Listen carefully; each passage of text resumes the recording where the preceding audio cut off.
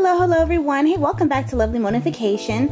This video is extremely long. It's about making a wig with Brazilian hair, and it's from beginning to ends. It's so long, so I'm just gonna jump right on into it. Okay, you guys, so step one is basically installing a closure. Now this closure that you see in front of you, it is a Brazilian one. I believe it's about 14 to 16 inches long. I did get it off of AliExpress. If I remember where I got it from, I will link the link below.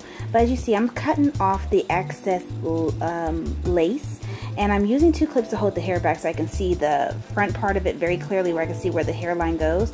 Now as you see with the excess lace, I'm keeping that. Yes, I'm keeping that. And if you see my previous videos, you'll know why. But here's a close-up of the edge of the excess lace. See how close it is to the hair follicles, to the very front of the lace, and I want it that way so it can look very realistic.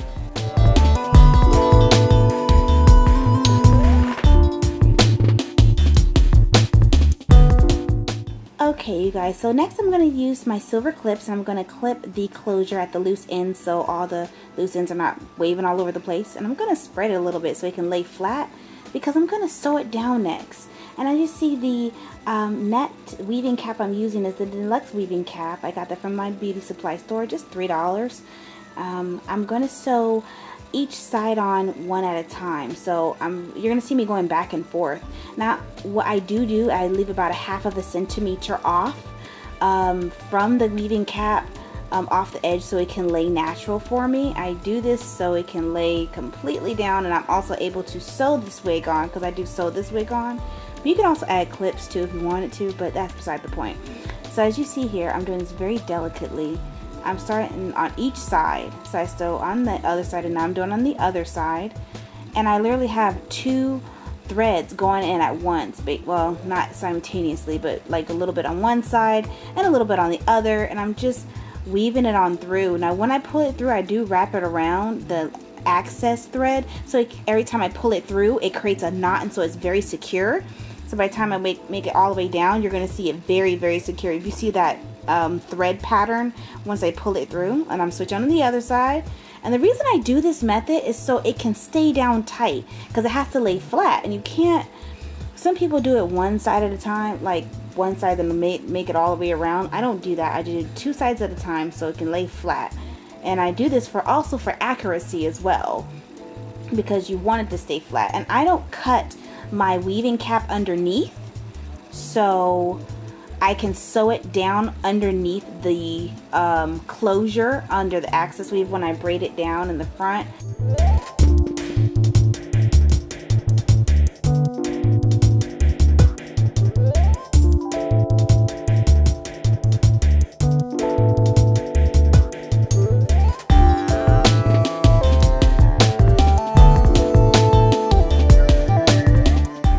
Okay, as you see, I'm working my way all the way back to the back, and basically to where the 2 needles will meet, and it's very secure. What I'm going to do, as you see, I'm still sewing here.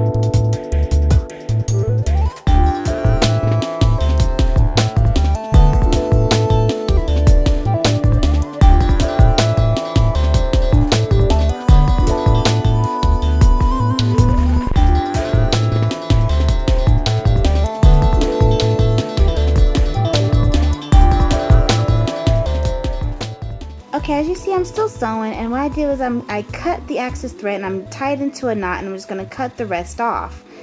and I'm just going to tie it into another double knot to make sure it's secure, and I'm going to cut that excess just to make sure there's no extra thread hanging out.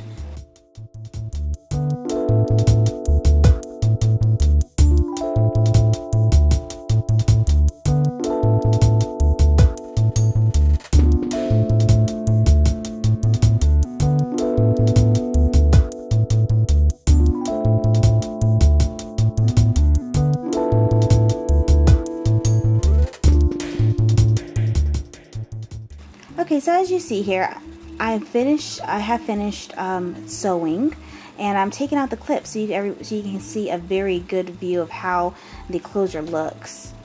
Now I'm going to apply an elastic band, and this elastic band is going to go around on the inside of the closure of the wig, so it can basically stay on, and also pull the closure in opposite directions. So basically it will keep the closure in place. So not only will I have it sewed on, but it actually will stay pulled in the opposite direction, so it'll stay tightly down.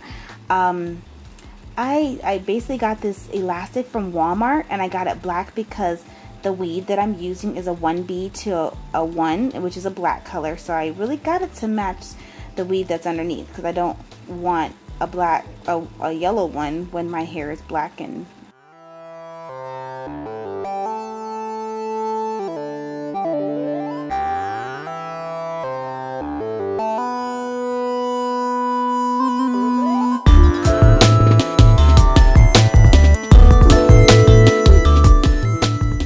okay, so it's step 2. It's time to make the wig. So now that the weaving cap and the closure's on and the elastic's on, it is time to start making this wig. As you know, I do start from the bottom to the top, which is really the only way to do this. I don't know how any other way you would be able to do it. Some people do left or right, but anyway, I don't know how that would work. Anyway, I start from the bottom to the top, and I'm using the same sewing method as I always do. I pull the curved needle through, and then I basically wrap the excess around, pull it through. So every time I pull the needle through the thread, and every time I pull it all the way through, it basically creates a knot, basically. So that's why you see that like knotting at the top when you see the threading where the weft meets the weaving cap. That's how I create that. I put the needle through the weft and the weaving cap, and I pull it through the access, and it creates a natural knot. So therefore, so I'm not like taking my time and tying an individual knot each and every time I pull the needle through. And this is my sewing method. This is what works for me, and I have not had it unravel since I started using this particular method. And I've used this method for all of my wigs. So it's a guarantee 8+ to have a sturdy, constructed wig.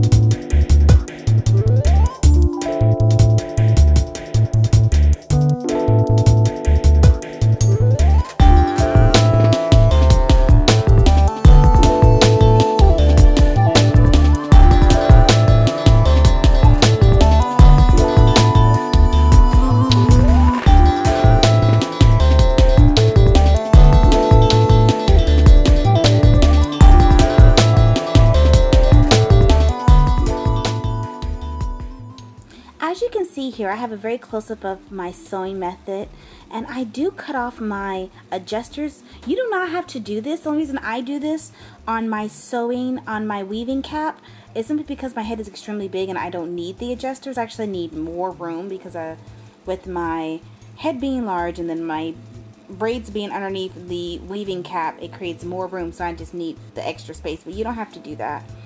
Okay, as you see here, I do fold at the bottoms to keep it thicker, but this typically I will start cutting around the edges when it gets to further up, so I can have a more distinct edge when it comes to wearing the weave and pulling the hair back for styling purposes.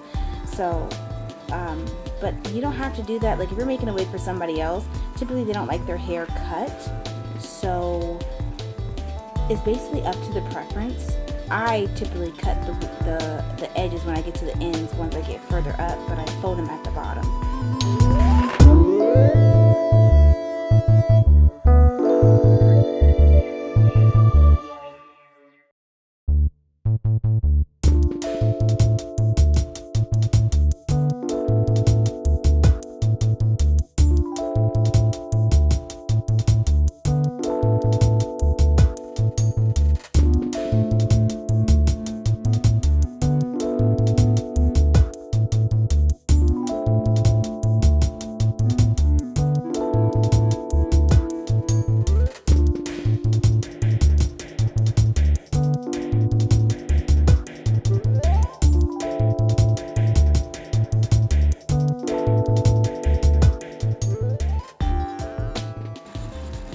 Okay, you guys, remember at the beginning of the video I was telling you about my threading method?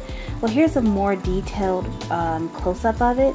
As you see, I stick the needle through the weft and the weaving cap, and I wrap the access thread around it and I pull it through. That's basically all I'm doing, and it creates a knot when you pull it in through, as you see here, once you pull it through. And here's a sped up version of it so you can see it more in work. See, when you see me wrapping it around, I'm not necessarily wrapping around twice. It's basically just going through the access thread and I pull it through. So every time I pull it, it is a knot effect.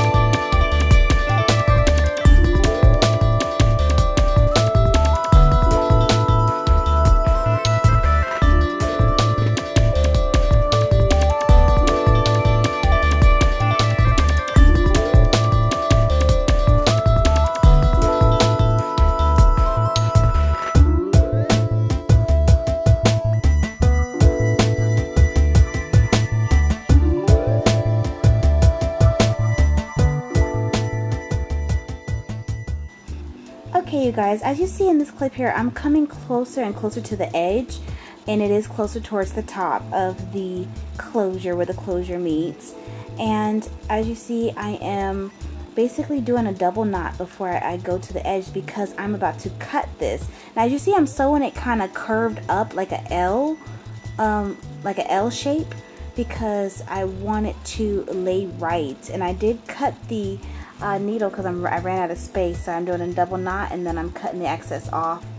And I'm going to cut this track, but if you see how it's curved up just slightly, so when I get ready to set the next piece, when it goes out to the edge, it's going to curve up as well, so it's going to fall in layers. Now the reason I'm starting in the back instead of at the edge is because the way that the head is shaped, it's uneven in the back if you just go straight across, so you have to add some extra pieces because it tends to do like a U-shaped curve when you're sewing it down. So I'm trying to basically make it even all the way around.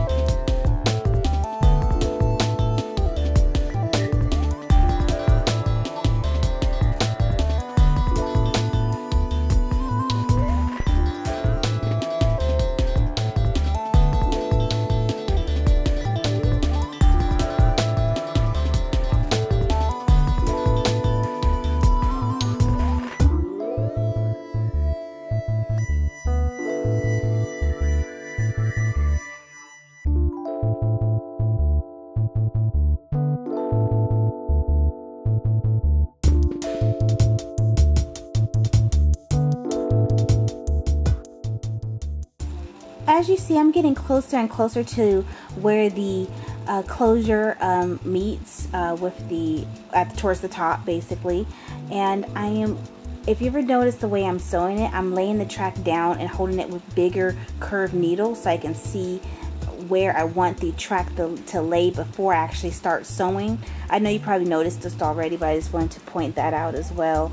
It helps me guide me where I need to sew, and it also helps me plan where I want the track to lay so the gaps are not so big, because when it comes down to sewing, I want to make sure that it has enough wind, like air, being able to where my scalp can breathe, so I don't want the tracks to be so close together, because I will be wearing this wig for different type of occasions.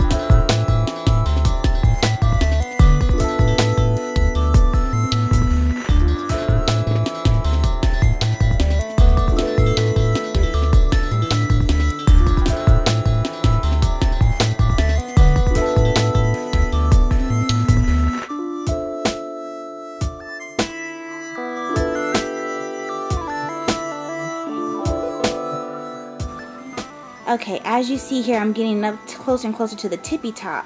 Now here's what I'm starting to do, like what I call a puzzling sewing, is where I start sewing it to the edge and then cutting the weft and then sewing the wefts, the weave that is, the wefts, in different areas just to cover, to make sure I bring it all the way to the top, to the closure, because I do not want no spaces whatsoever.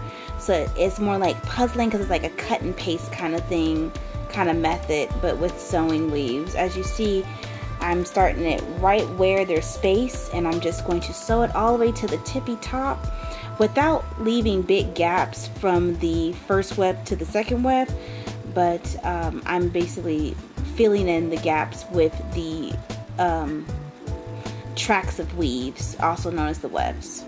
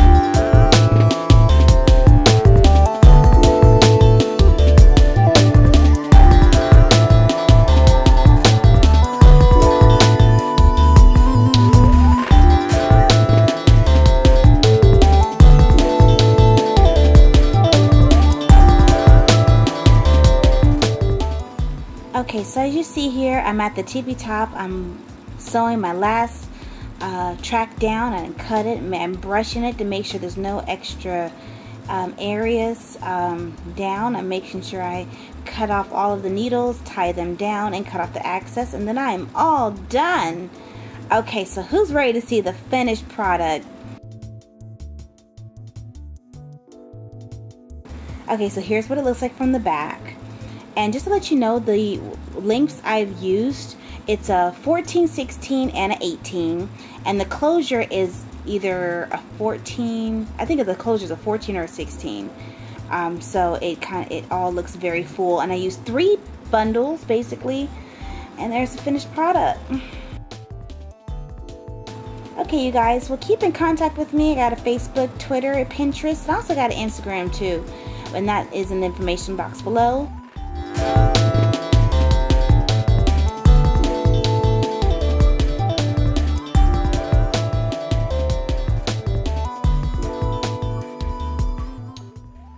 Thank you so much for watching. If you like more what you see, check out more videos at the links below, and ta-ta!